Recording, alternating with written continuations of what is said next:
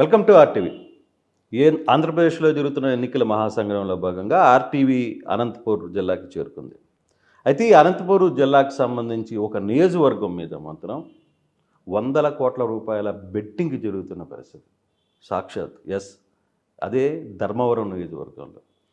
అంత స్థాయికి ఎందుకు బెట్టింగ్ రాయిళ్ళు దీని మీద దృష్టి పెట్టారు అనే అంశం, అసలు ఏం జరుగుతుంది ధర్మవరంలో, ప్రత్యర్థులు ఎవరు, ఇక్కడ ఉన్న నాయకులు ఏం చేస్తున్నారు, ఏం అనే విషయాల మీద మాట్లాడడానికి ఎమ్మెల్యే కేతిరెడ్డి వెంకటరామరెడ్డి మనతో ఉన్నారు. ఆయనతో మాట్లాడే ప్రయత్నం అయితే చేద్దాం. సార్ నమస్తే. సార్, ఓవరాల్గా మీ నియోజకవర్గం మీద మీరు నమ్ముతారో నమ్మరో 100 కోట్ల రూపాయల బెట్టింగ్ జరుగుతుంది. ఎందుకు అంత ఇక్కడ క్రియేట్ అయింది? అంటే మాకున్నటువంటి ఆపోజిట్ క్యాండిడేట్ సత్యకుమార్ అనే అతను అటువంటి హైప్ను తీసుకొని వచ్చే ప్రయత్నం చేస్తున్నాడు. ఎందుకు చేస్తున్నాడు అదంటే అతను గెలుస్తాడని ఇంకోటని కాదు, ఆ విధంగా నేను గెలవబోతున్నానని చెప్పేసి మార్కెట్లో ఒక ఫీడర్ వదిలిపెట్టి చాలామంది కంపెనీల దగ్గర చాలామంది దగ్గర డబ్బులు వసూలు చేసే కార్యక్రమం చేస్తాడు. చాలా ఇండస్ట్రీస్ల దగ్గర కావచ్చు, చాలామంది దగ్గర నేను బీజేపీలో ఇంత పోటు కానీ మీకు ఆ పని చేసి పెడతా, ఈ పని చేసి పెడతా అని చెప్తూ చాలామంది దగ్గర 100 కోట్ల వసూలు చేస్తున్నాను. సో వాళ్ళందరూ ఇన్వెస్ట్ చేయాలి అంటే నేను గెలుస్తున్నానని చూపించాలి. దానికి ఒక హైబు మార్కెట్లో తీసుకొని వచ్చే ప్రయత్నం, దాంట్లో భాగమే ఇది కూడా, అంతకుమించి వేరే. అంటే నిజంగానే డబ్బులు వసూలు చేస్తున్నాడనే సమాచారం మీ దగ్గర ఉందా? షూర్, డెఫినెట్గా ఉందండి. ఆల్ కార్పొరేట్ కంపెనీస్ని టార్గెట్ చేశారు. అనంతపురం జిల్లాలో ఉన్న, మా జిల్లాలో ఏంటంటే స్టేట్ వైడ్ కర్ణాటకలో కూడా అన్ని కార్పొరేట్ కంపెనీస్ నుంచి కూడా నేను పోటీ చేస్తున్నాను, దానికి నాకు ఫండ్ ట్రై చేయండి అంటే, సరే పోటీ చేస్తున్నాను, యు ఆర్ నాట్ దేర్ కదా అని పిక్చర్ అంటే, లేదు నేను ఇట్లా పోతున్నాను, ఇట్లా వస్తున్నాను, జనాలు ఇట్లా కలిసి వస్తున్నారు, ఇది అని చెప్పేసి ఒక రకమైన ఫీలర్స్ని క్రియేట్ చేసేసి డబ్బులు వసూలు చేసుకోవడానికి ఇతను చేస్తున్న కార్యక్రమం. ఇప్పుడు కూడా మీరు చూసినారంటే రాత్రిలో కొత్తవి పెద్ద పెద్ద వెహికల్స్లలో వస్తూ ఉంటారు. ఈ ఊరోడు తప్ప అందరూ తిరుగుతున్నారు అతని దగ్గరికి, మా కాన్స్టిట్యూన్సీ తప్ప. అతను మా ఊర్లోకి ఇంట్రడక్షన్ వచ్చిన రోజు కూడా మదనపల్లి నుంచి, పొద్దుటూరు నుంచి, హైదరాబాద్ నుంచి, ఇక్కడ డిఫరెంట్ స్టేట్స్లో ఇతను పనిచేసినాడు కాబట్టి ఆ పరిచయాలను ఫస్ట్ టైం కంటెస్ట్ చేస్తున్నాడు కదా. సో మా సత్యకుమార్ ఫస్ట్ టైం కంటాక్ట్ చేస్తున్నాడు, అతనికి ఏదో ఒక డబ్బులు రావాలంటే ఊరికి ఓడిపోతున్నాడు అంటే డబ్బులు ఎవరు ఇస్తారు. సో దీనికోసమని 100 కోట్ల వసూలు అనే కార్యక్రమం మొదలు. మరి సత్యకుమార్ని చూసి కేతిరెడ్డి భయపడుతున్నాడా? డెమోక్రటిక్ సిస్టంలో డబ్బున్న వాడిదే గెలుపు అనుకుంటానంటే ఈ దేశ ప్రధాని అంబానీ ఉంటాడు, లేకుంటే అదాని ఉంటాడు. సో డెమోక్రసీ సిస్టంలో హౌ వెల్ పీపుల్కు నువ్వు ఎంత సర్వీస్ అందించినావు అనేది important. So I been there, నేను ఎమ్మెల్యే కాకముందు నుంచి కూడా ఇక్కడ జనంలో నేను ఒక భాగస్వామి. సో ఆ విధంగానే ఇప్పుడు కూడా జనం గడప దగ్గరికి వెళ్ళడం, వాళ్ళ గుండెల్లో నేను ఉండడం జరుగుతుంది. ఈయన వచ్చి డబ్బుల ద్వారానే ఇవన్నీ సాధ్యమనే ఉద్దేశంతో చాలామంది కూడా, ఎందుకంటే మా ధర్మవరంలో ఇంతకుముందు ఎప్పుడు లేదు నాయకులు కొనుగోలు అనేది, ఫస్ట్ టైం ఇప్పుడు జరుగుతుంది. కొనడం అమ్మడాలు అనేది ఫస్ట్ టైం మా నియోజకవర్గంలో జరుగుతుంది అనమాట. ఈ కార్పొరేట్ వ్యవస్థతో రాజకీయాల్లోకి వస్తే ఇదే ప్రాబ్లం, మనందరికీ తెలిసింది. వీళ్ళు ఒక 10 రోజులు 15 రోజులు కూడా జనంతో స్పెండ్ చేయరు, అంతా బయటనే స్పెండ్ చేస్తుంటారు. సో వీళ్ళు ఎప్పుడో ఎలక్షన్లకు నెల రోజుల ముందు వచ్చేది, హడావిడి చేసేది, డబ్బులు ఇచ్చేది, వాడిని ఇట్లా బిగుతాం అనేది చేసి కొద్దిగా ఆ డబ్బులు వెదజల్లే కార్యక్రమం చేస్తున్నారు. ఇప్పుడు చూసినారంటే అతని నామినేషన్కి చూస్తే 300 రూపాయలు కూలి పెడితే కానీ వాడు రాడు. అతనికి ఎవడు సత్యకుమార్, ఈ ప్రాంతం వాడా, ఏ విధంగా కనెక్టివిటీ, ఈ రాష్ట్రమే కాదు వాళ్ళమ్మనైనా ఎక్కడి నుంచో వచ్చినాడు అక్కడ వెళ్ళాడు. ఇంతవరకు అతను సత్యకుమార్ యాదవ్ అంటున్నాడు, ఈజ్ నాట్ యాదవ్. ఆ విషయాన్ని చెప్పలేకపోయినాడు. ఒక కమ్యూనిటీని మోసం చేస్తున్నాడు, యాదవ్ కమ్యూనిటీ. అతను ఇంతమందిని వదిలిపెట్టుకొని అతను అంత స్టేట్ లీడర్ అయితే, లేకుంటే సెంట్రల్ లీడర్ అయితే హిందూపూర్ ఎంపీ టికెట్ కోసం ప్రయత్నం చేసినాడు. ఎందుకు తెచ్చుకోలేకపోయినాడు? అంత పవర్ఫుల్ లీడర్ అయితే తెచ్చుకోలేదు. ఏదో ఒకటి చెప్తున్నాడు, ఇక్కడికి వచ్చి కథలు చెప్పే కార్యక్రమం చేసి మభ్య పెట్టే కార్యక్రమం చేస్తున్నాడు. సో ఈ డబ్బుల ద్వారా నాయకుల్ని టార్గెట్ చేసి కొనే ప్రయత్నం చేస్తున్నాడు. సో కొంతమంది ఆ దిశగా కూడా అడుగులు వేసిన వాళ్ళు ఉన్నారు, ఎందుకంటే ఫస్ట్ టైం చూస్తున్నారు అన్నమాట ఇంత హెవీ అమౌంట్స్. కానీ జనం దగ్గరికి పోలేదు. ఇంకా జనాన్ని కూడా డబ్బులు కొనాలి అనే ఆలోచనతో ఆయన ఉన్నట్టు కూడా మాకు సమాచారం ఉంది. We have to wait and see public same time మీ శత్రువులందరూ కూడా సత్యకుమార్ వైపు ఉన్నారు. ఒకవైపు చూసుకుంటే పరిటాల ఫ్యామిలీ, మరోవైపు చూస్తే వర్ధపురం సూరి, అందరూ కూడా కలిసి సత్యకుమార్ని సపోర్ట్ చేస్తున్నారు. సో ముగ్గురు శత్రువులు ఏకమై మీ మీద పోటీకి దిగుతున్నారు. నాకు ఈరోజు నామినేషన్స్ లాస్ట్ డేట్ అండి. ఈ రోజు వరకు కూడా నా శత్రువులు ఎవరు అనేది నాకు క్లారిటీగా లేదు. రాజకీయ ప్రత్యర్థులు నాకంటూ శత్రువులు ఎవరు లేరు, కానీ రాజకీయ ప్రత్యర్థులు 5 ఏళ్లలో నా దగ్గరికి శ్రీరామ్ నేనే పోటీ ఉంటాను, నేనే చించి పడేస్తానని చెప్పి వచ్చినాడు, పోయినాడు. సూరి అదే మాట అన్నాడు, లేడు. జనసేన మధు అదే మాట అన్నాడు, లేడు. ఇతను ఎవరు నెల కిందట తీసుకొని వచ్చినాడు. ఇతను ఈ డబ్బుతో ఈ ముగ్గురిని కొనాలనే ప్రయత్నం చేస్తున్నాడు. దీంట్లో ఇద్దరేం సపోర్ట్ చేస్తున్నారు, ఒకరు అతను సపోర్ట్ చేయటంలో సూర్యని అతను నన్ను మోసం చేసినాడు సత్యకుమార్ అని ఉద్దేశంతో. వీళ్ళందరూ ఆలోచించుకోవాల్సింది ఏంటంటే ఈ ముగ్గురిని ఎందుకు తీసేసినారు ఇక్కడ సర్వేలలో వాళ్ళకి సరిగ్గా లేదు. వాళ్ళలో ఎవడు బాగా పర్ఫామ్ చేస్తున్నా కానీ, ఎవరైనా కానీ నాకు ధీటుగా ఉన్నా కానీ డెఫినెట్గా వాళ్ళకి టికెట్ వచ్చేది.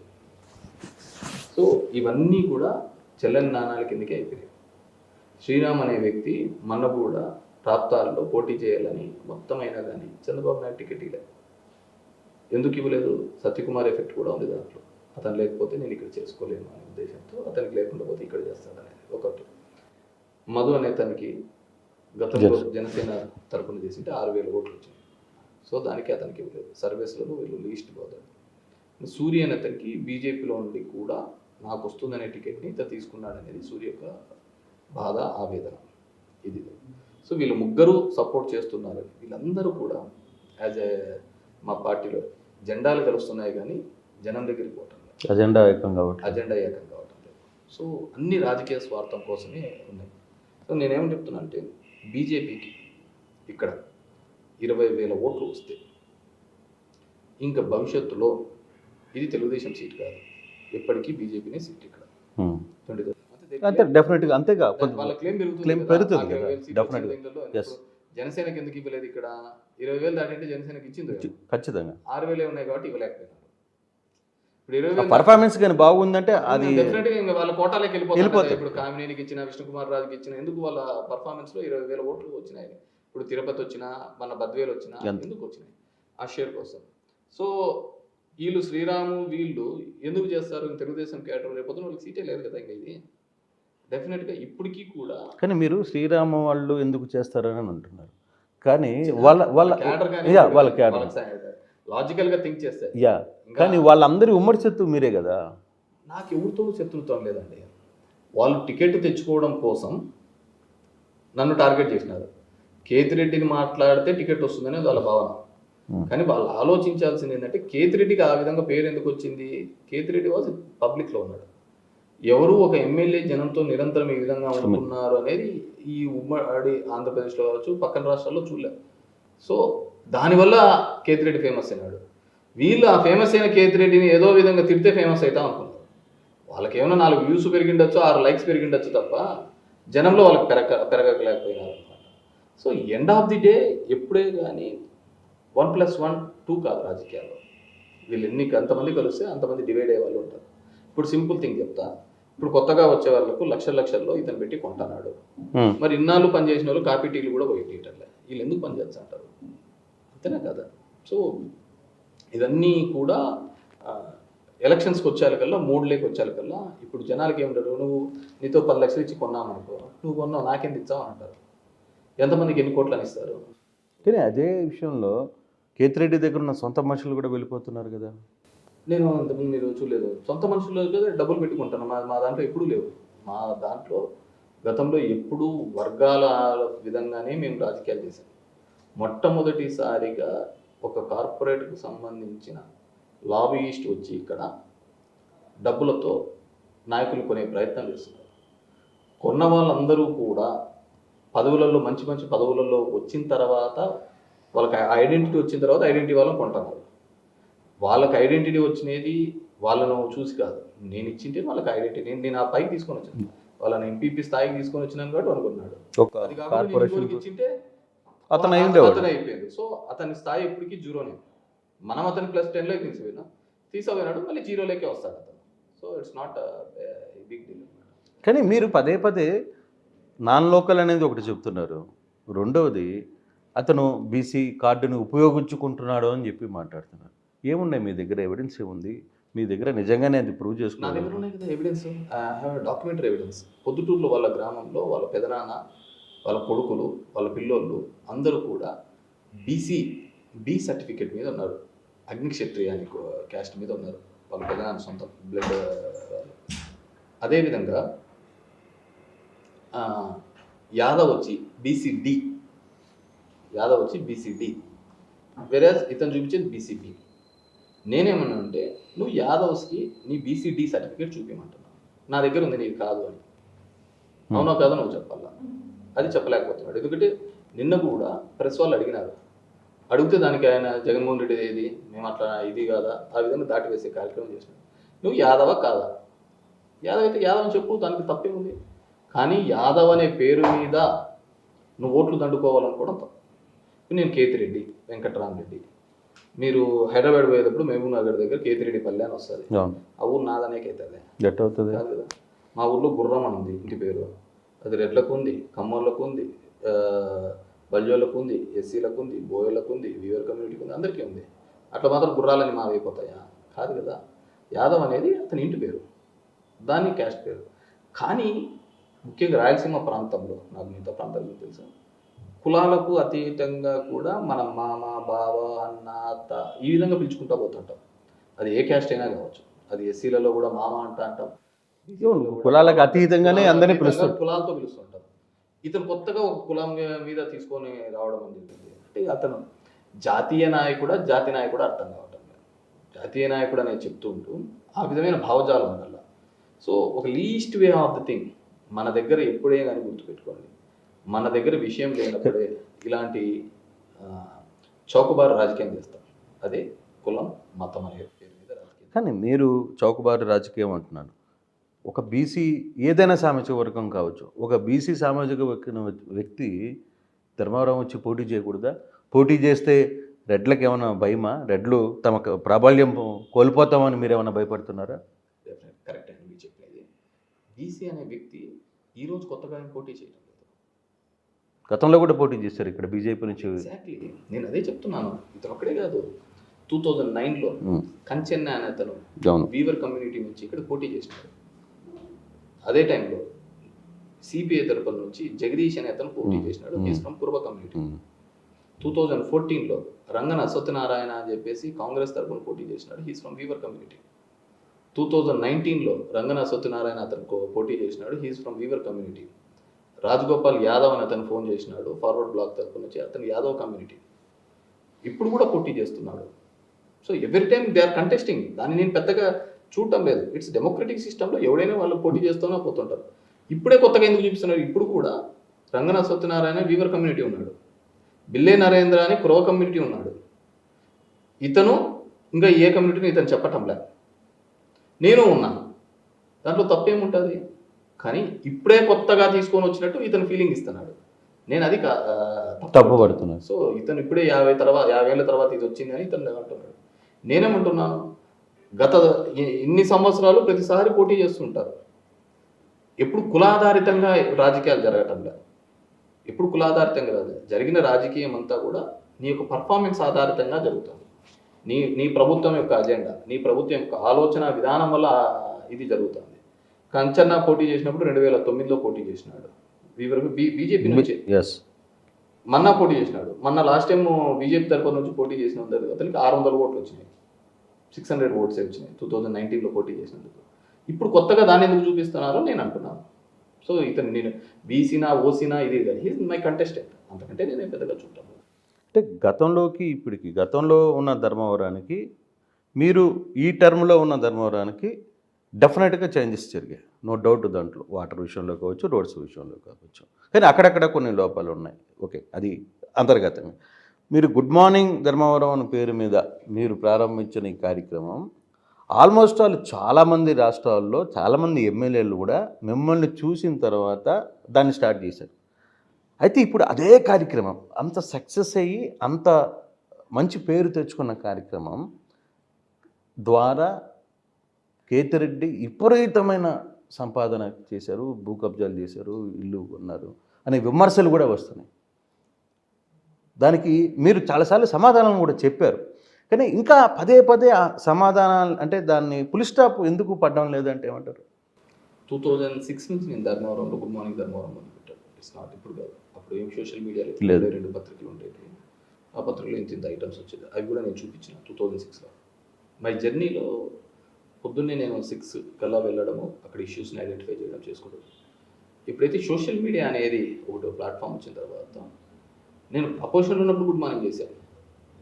ఎప్పుడైతే ఇది వచ్చిన తర్వాత లైవ్లోకి వచ్చిన తర్వాత ఈ కెమెరాస్ వచ్చిన తర్వాత ఈ మైక్స్ వచ్చి ఈజీ అయింది. వాయిస్ అనేది అందరికీ వినపడుతుంది. అప్పుడు వాయిస్ వినపడేది కాదు. వచ్చిన తర్వాత అరే ఒక ఎమ్మెల్యే గెలిచిన తర్వాత కనపడదు కదా ఇప్పుడే, కానీ ఎప్పుడు ఎలక్షన్ అప్పుడు కనపడుతూ అంటాడు, ఈడేంది ఇంటిలోకి తిరిగి సమస్యలు ఏందని అడుగుతున్నాడు అని కొత్తగా చూడడం మొదలుపెట్టిన తర్వాత దీనికి అంతే ఫేమస్ మీరు చెప్పిన విధంగా అయిన తర్వాత దీన్ని ప్రతిపక్షాలు ఏదో విధంగా టార్గెట్ చేయాలి. దానికోసమే వాళ్ళు పెట్టుకునేది ఇట్లా కబ్జాలు చేస్తున్నాడు, ఇది చేస్తున్నాడు కొన్ని అలిగేషన్స్ పెట్టారు. సో నేనేమన్నానంటే మీరు ఎవడైనా కానీ నేను కబ్జాలు చేసిన ఒకరితో చెప్పేయండి, కొన్ని మీరు చూపించండి, పలానా చోట కబ్జాలు చేశాము అని చెప్పేసి మీరన్నా చూపి ఒకరన్నా బాధితులన్నా ఉండాలి కదా, ఎవడో ఒకటి ఉండాలి. సూర్య మొదలుపెట్టినాడు, చూపించలేకపోయినాడు. శ్రీరామ్ మొదలుపెట్టినాడు, చూపించలేకపోయినాడు. మధు మొదలుపెట్టాడు, చూపించలేకపోయినాడు. సత్య వాళ్ళందరిదే మళ్ళీ మోస్తున్నాడు. ఇతను వచ్చి 4 రోజులు అవుతుంది, ఇతను చూపించలేకపోయినాడు. సో ఇప్పుడున్న రాజకీయాల్లో ఏదో విధంగా ఆ ప్రోగ్రామ్ మీద ఏదో ఒక బురద జల్లాలి, దానికోసం చేసే ప్రయత్నం. నేను అడుగుతున్నా, ఎవడో ఒకటి చూపించండి అయ్యా నేను చేసినది ఏదైనా ఉంటుంది. బికాజ్ గుడ్ మార్నింగ్ ధర్మవరం అనేది డెన్స్డ్ ఏరియాలలో ఇంటింటి దగ్గర పోతుంది. మాకు ధర్మవరంలో టౌన్ ప్రాంతంలో ఎలా ఉంటుందంటే ఆల్మోస్ట్ ఒక అడుగు గవర్నమెంట్ సైట్లోకే అడుగు పెట్టి ఉంటాడు తప్ప మాకు గ్యాప్ ఉండదు. అది చెప్తాను చూడు, ఆడ ఒక గ్యాప్ లేదా అయినా కానీ ఇది ఆ టైప్లో ఉంటుంది. మాకు అసలు స్పేస్ లేదు అక్కడ. సో ఏదో ఒకటి అలిగేషన్స్ జనాలు చాలా స్మార్ట్గా ఉంటారు. నేను చేసేటే నేను ప్రూవ్ చేయండి అని అడుగుతున్నాను, చూపించండి అని అడుగుతున్నాను. నువ్వు ఏ సందులో చేసినావు చూపించమంటున్నాను, చూపించట్లేదు. నేను ఎక్కడో ఫామ్ హౌస్ కట్టింటే దాన్ని కూడా చూపించడం జరిగింది.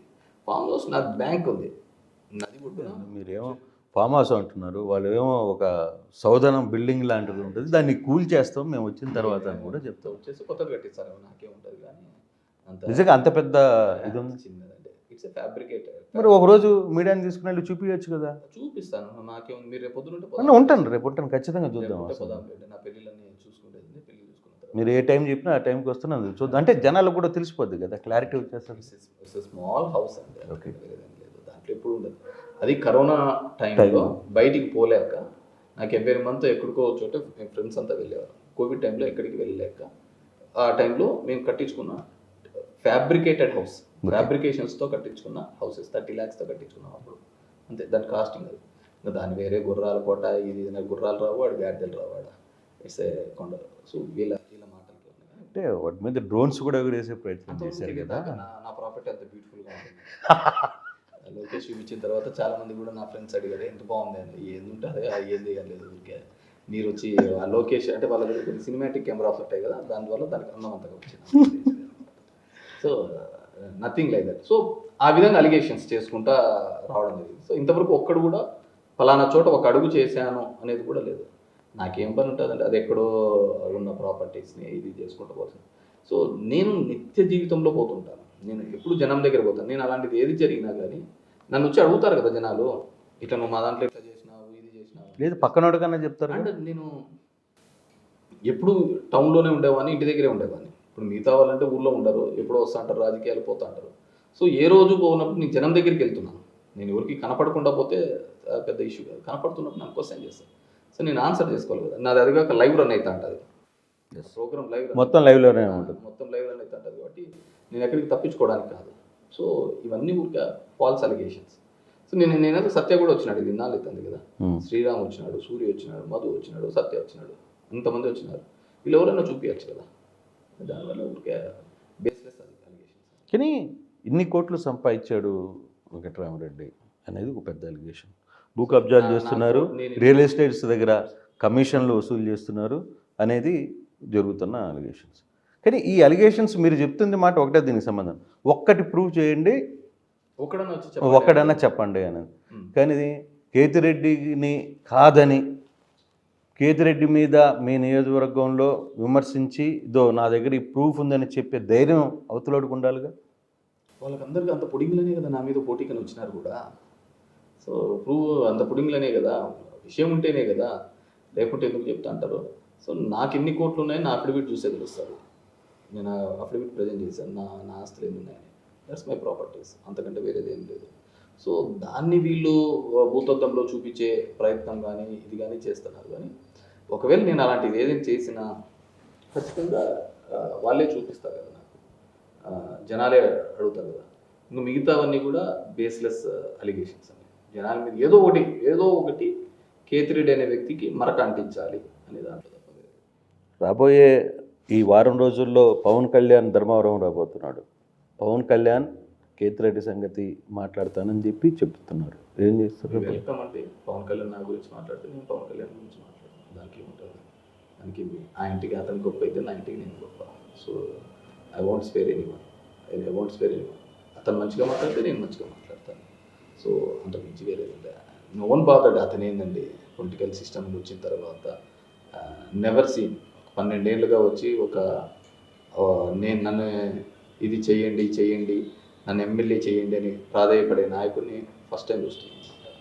సో అతను 20 మందిని చేసేది ఏంటి, 170 మందిని గెలిపించేది ఏంటి అనమాట. హైప్ కోసం చేస్తున్న మార్కెట్లో. అంటే ఇప్పటికిప్పుడు మీ ధర్మవరం పరిస్థితుల్లో కావచ్చు, కానీ ఇంకా నేను చేయకుండా మిగిలినవి ఉన్నాయి. కొంత ప్రాబ్లం ఉంది, చేనేత వస్త్రాలకి జిఎస్టీ కొన్ని ఇష్యూస్ ఉన్నాయి. అంటే మీ దగ్గర పర్టికులర్గా ఆ కమ్యూనిటీ ఎక్కువ ఉంది, ఎక్కువ కార్మికులు కూడా ఉన్నారు. అక్కడ ఎప్పుడైనా అనిపించిందా మనం ఎక్కడో ఈ విషయంలో ఫెయిల్ అయ్యామని ఏమైనా అనిపించింది? చేనేత కార్మికులకు సంబంధించి మొదటి నుంచి కూడా ఫస్ట్ ఇక్కడ 600 స్కీమ్ తీసుకొని వచ్చిన నేను పెరిగిన ముడి సరుకు ధరలకు అనుగుణంగా మార్కెట్ ఫ్లక్చుయేషన్ ఉంటే 600 రూపీస్ స్కీమ్ తీసుకొని వచ్చాం. అది చేయకపోతే ధర్నాలు చేసాం, రాస్తారోకాలు చేసాం. స్వయానా ఇప్పటి ముఖ్యమంత్రిని పిలుచుకొని వచ్చి అది 24,000 రూపాయలు చేస్తే నేతన్న నేస్తం కింద తీసుకుంటారు కార్మికులకి అందరికీ. 17,000 కుటుంబాలకు అందిస్తున్నాం. దానివల్ల అంతవరకు కార్మికునికి నేరుగా లబ్ధి చెందిన సందర్భాలు అన్ని సొసైటీల మీదే జరిగేది. ఫస్ట్ టైం కార్మికులకు మీద జరిగిన సందర్భాలు జరుగుతాయి. కొద్దిగా తర్వాత గత ప్రభుత్వాలు జిఎస్టీ తీసుకొని వచ్చినాయి. ఆ జిఎస్టీని 12% చేయాలి అని చెప్పి, జిఎస్టీ పోయిన గవర్నమెంట్లో తెచ్చినాయి. ఆ జిఎస్టీని 12% చేయాలని కేంద్రం ఆలోచించినప్పుడు నేను పర్సనల్గా ఢిల్లీ వెళ్ళి మా ఎంపీలు తీసుకొని పోయి నిర్మలా సీతారామన్ని కలిసి ఆ జిఎస్టీని పెరగకోకుండా చేసినాము. 5%తోనే ఆగిపోవడం జరిగింది. ఇప్పుడు కూడా నేను బీజేపీ వాళ్ళు జాతీయ నాయకుడికి చెప్పేది కూడా, నీకు అంత పవర్ఫుల్ లీడర్ అయితే నువ్వు ఆ 5% తీసేపోయా మాకు అని వాళ్ళని కూడా రిక్వెస్ట్ చేయడం జరిగింది. నువ్వు అంత పవర్ఫుల్ అయితే చేసిరా, అడుగు, చేనేత కార్మికులు నేను చేశాను అంటే నిన్ను కూడా నమ్మే అవకాశం ఉంది. ఒకటి.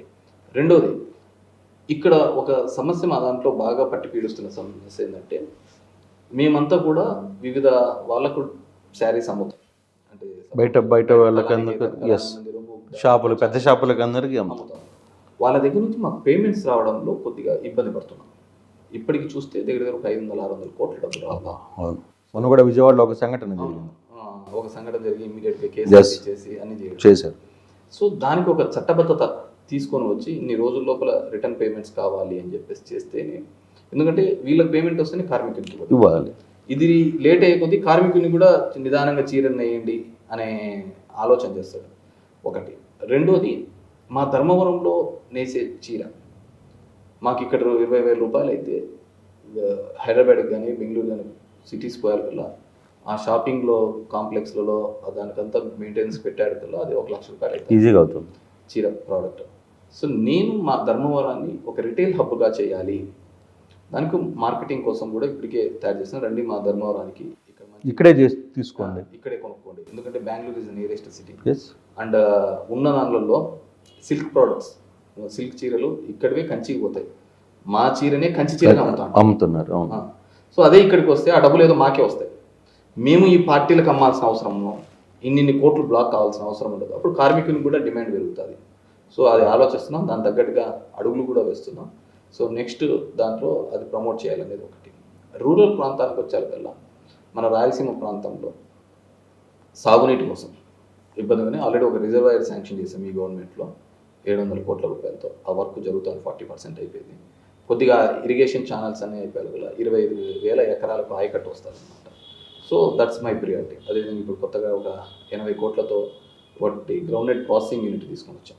దానివల్ల ఫార్మర్స్కి 15,000 రైతులకు ఉపయోగపడుతుంది అనమాట. దానికి అంటే ఎంఎస్పికి తగ్గకుండా వాళ్ళకు న్యాయం చేసే విధంగా అలా కొన్ని ప్రియారిటీస్ ఉన్నాయన్నమాట. సో ఇంకా డెవలప్మెంట్ అనేది it's a continuous process. So కానీ ఇంత చేస్తున్న ఇంత ప్రయత్నాలు జరుగుతున్నప్పటికీ చేనేత వర్గానికి సంబంధించిన సామాజిక వర్గాన్ని దగ్గర చేర్చుకోవడంలో కేతిరెడ్డి కొంత వెనకబడ్డాడు అంటే యాక్సెప్ట్ చేస్తారా? అట్లేం లేదండి. There is lot of change. నా దగ్గర ఈ షీట్ అంతా కూడా అదే. I tell you the reason behind this. మా నాన్న ఇక్కడికి 1999లో ఎమ్మెల్యే అప్ టు 2004. ఆ టైంలో మాకు ధర్మవరంలో మా నాన్నగారికి పన్న ఓట్లు 12,000 15,000 ఓట్లు పన్నాయి. సో అప్పుడు ఇంకా బ్యాలెట్ బాక్స్లే ఉన్నాయి కాబట్టి ఈవీఎంలు లేవు కాబట్టి అన్నీ ఒకటేసారి పోసింటారు. సో దాని తర్వాత నేను 2009లో కంటెస్ట్ చేసినప్పుడు I got only 19,000 votes. So దాని తర్వాత నేను 2014లో ఓడిపోయినప్పుడు నాకు 30,000 ఓట్లు వచ్చినాయి. అంటే ఓట్ షేర్ 11,000 పెరిగినాయి. నేను మళ్ళీ 2019లో గెలిచినప్పుడు I got 38,000 votes. If like in to this 10,000 దగ్గర నుంచి 28,000 ఓట్లను నేను తెచ్చుకోగలను ఆ సమాజ వర్గం నుంచి. వేరే చోటు నుంచి తెచ్చుకోలేదు కదా. So every elections I'm gaining the confidence of the Dharmavaram people. So ప్రతిసారి ఆ ఓటు శాతాన్ని పెంచుకుంటూ వస్తున్నాను. ఇక్కడ పార్టీలుగా తెలుగుదేశం పార్టీకి గతంలో బాగా అడ్డాగా ఉన్న ఈ ధర్మవరాన్ని ఈరోజు తెలుగుదేశం పార్టీలో వాళ్ళు చేసిన సర్వేలలో కూడా తెలుగుదేశం పార్టీకి సరిగ్గా లేదని వీళ్ళందరికీ టికెట్ ఇవ్వలేదు. That means I'm capturing some vote బ్యాంక్ని ఇక్కడ తీసుకున్నట్టే కదా. సో ఇప్పుడు 38,000 ఓట్లు వచ్చినాయి. సో ఐఎమ్ టార్గెటింగ్ దట్ ఒక 50,000 ఓట్లకు తెచ్చుకోవాలి. సో నా టార్గెట్ 65% ఓటింగ్ని నేను తెచ్చుకోవాలి అని దాని మీద విస్తృతంగా పనిచేశాను, నమ్మకం కల్పించాను, ఆ కాన్ఫిడెన్స్ నాకు ఉంది. So it's a journey. రాత్రి అద్భుతాలు జరుగుతాయని అనుకోండి. ఎవరు ఇట్లాంటి వాళ్ళు వచ్చిన వాళ్ళే అద్భుతాలు జరుగుతాయి అనుకుంటారు. అదన్నీ ఇట్స్ ఎ బబుల్, ఎప్పుడైనా కానీ పగిలిపోతుంది. సో ఇట్స్ నిరంతరం కష్టంతోనే ఈ ఓటు శాతం అంతా పెంచుకుంది. నేను చెప్తున్నాను, నేను ఓడిపోయినప్పుడు కూడా నాకు 11,000 ఓట్లు వచ్చినాయి. తర్వాత నాకు 38,000 ఓట్లు వచ్చినాయి. టీడీపీకి సూరికి అప్పుడు పన్నదానికంటే 1000 ఓట్లు తగ్గినాయి, నాకు 8 ఓట్లు పెరిగినాయి. సో ఇట్స్ కంటిన్యూస్ జర్నీ అనమాట. మనం ఆ విధంగానే మనము పీపుల్ కాన్ఫిడెన్స్ తీసుకోవాలి. కానీ మీకు ఇప్పటి వరకు మీరు ఎదుర్కొన్న శత్రువుల్లో నలుగురిలో అంటే వరదాపురం సిరి కావచ్చు, శ్రీరామ్ కావచ్చు, లేకపోతే మధు కావచ్చు, ఇంకో ఎక్స్ కావచ్చు, ఇప్పుడు తాజాగా వచ్చిన సత్యకుమార్ గారు కావచ్చు, ఈ 5 మందిలో ఇప్పటికీ మీరు ఎవరైతే నాకు ప్రత్యర్థిగా ఉంటే బాగుండదు, నాకు ఈ ఎలక్షన్ చేసి అని కసి వచ్చేది అనేది అనుకుంటే ఎవరు పేరు చెప్తారు? సింగిల్ లైన్ కదా. నేను నా టార్గెట్ నేను ఎప్పటి నుంచి చెప్తున్నాను, నాకు వీళ్ళు ఎవరు కాదు, నా ఓట్ బ్యాంక్ 65% తెచ్చుకోవాలని వచ్చింది. ఎవరివైనా నాకు డిఫరెంట్ వర్కింగ్ స్టైల్ ఉంది వాళ్ళలో.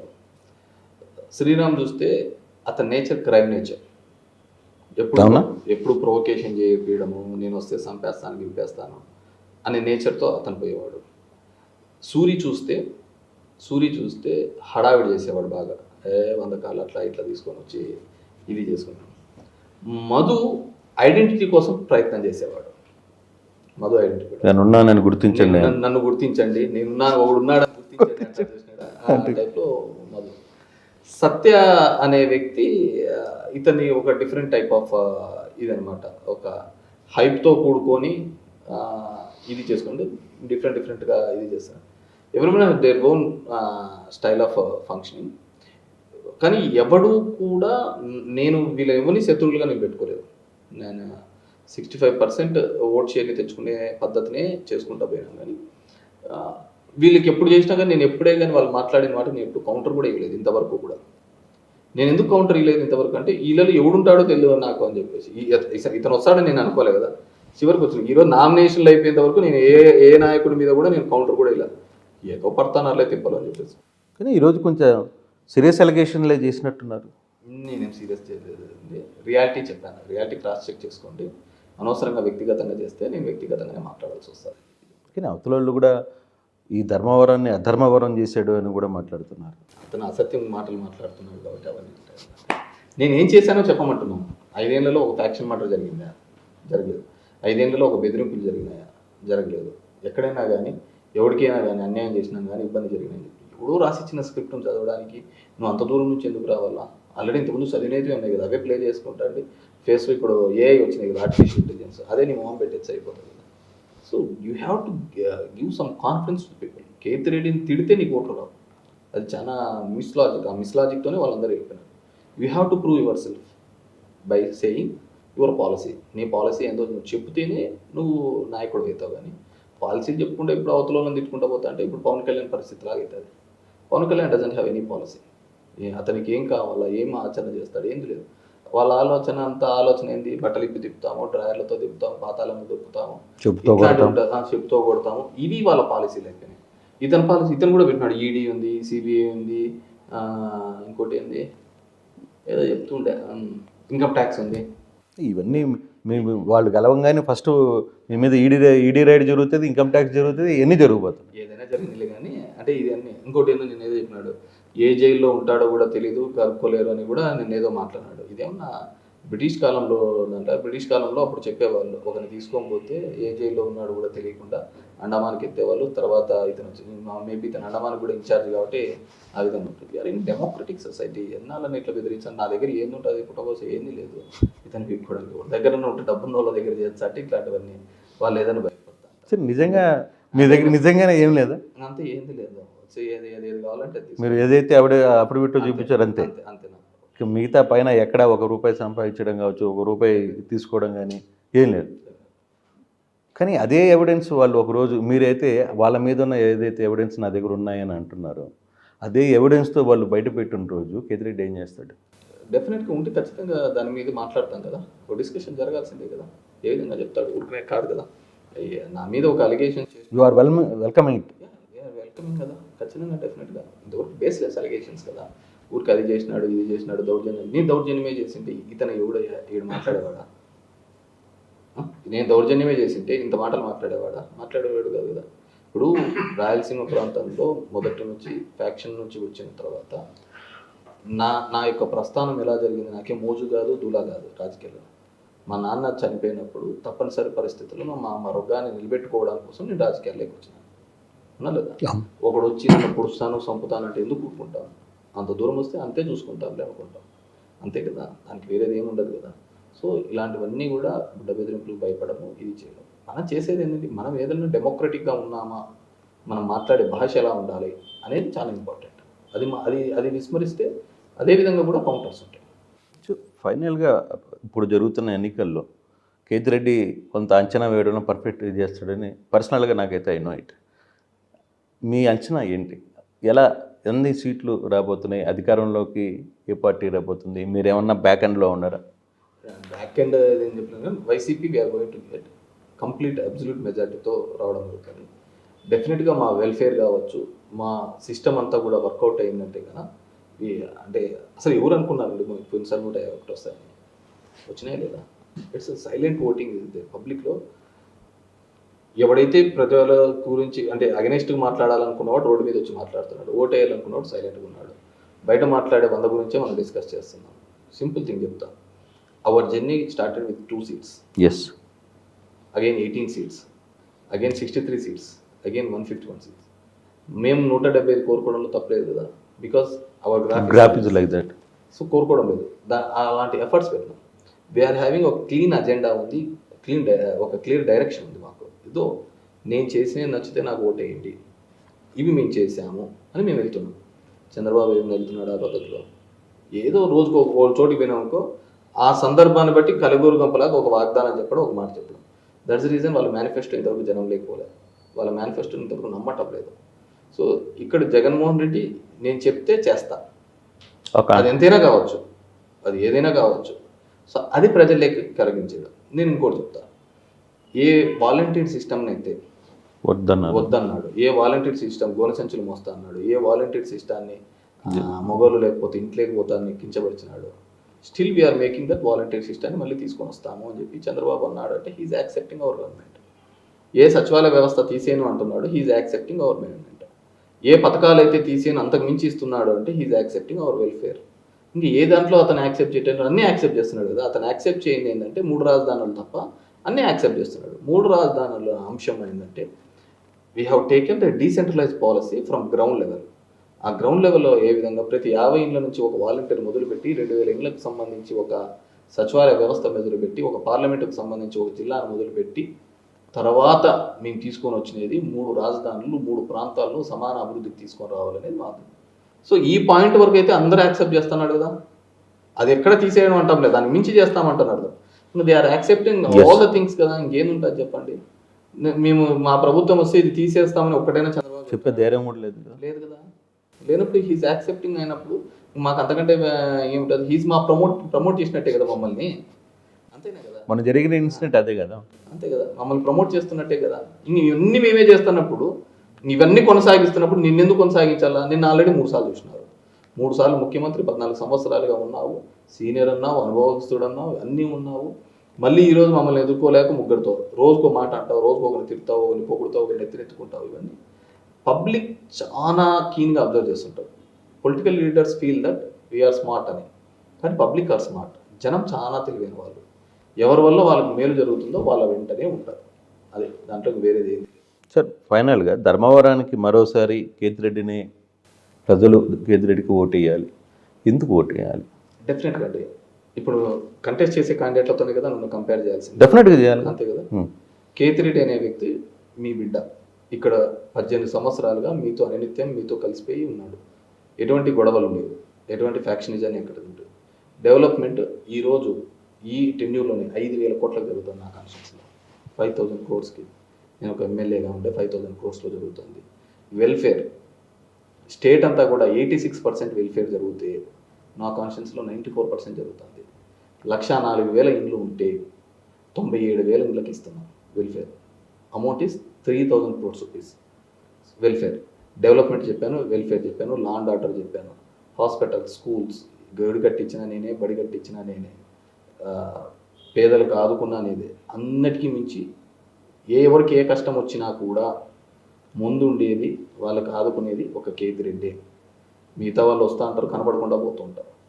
సో ఏ కష్టం వచ్చినా ఏ పార్టీకి సంబంధం లేకుండా ముందు నిలబడి చేసేవాడు కేతిరెడ్డి. సో ఆ నమ్మకం ప్రజల దగ్గర నుంచి, ఆ రెస్పాన్స్ వస్తుందా మీకు ఇప్పుడు జరుగుతుంది? డెఫినెట్గా ఉంటుందండి, మీరు కూడా వెళ్ళి కనుక్కోండి అంతే, ఖచ్చితంగా. Right sir, all the best sir. Thank you. Thank you. JEE main 2024 ఫలితాల్లో సత్తా చాటిన రెజోనెన్స్ ప్రతి సబ్జెక్టులో 100% రిజల్ట్. హైదరాబాద్ లో ఉన్న ప్రతి క్యాంపస్ నుండి 99% రిజల్ట్. అంతేకాక కేవలం హైదరాబాద్ క్యాంపస్ నుండి 750 మంది విద్యార్థులను జేఈఈ అడ్వాన్స్ కు ఎంపిక చేసిన ఘనత రెజోనెన్స్ హైదరాబాద్ సొంతం.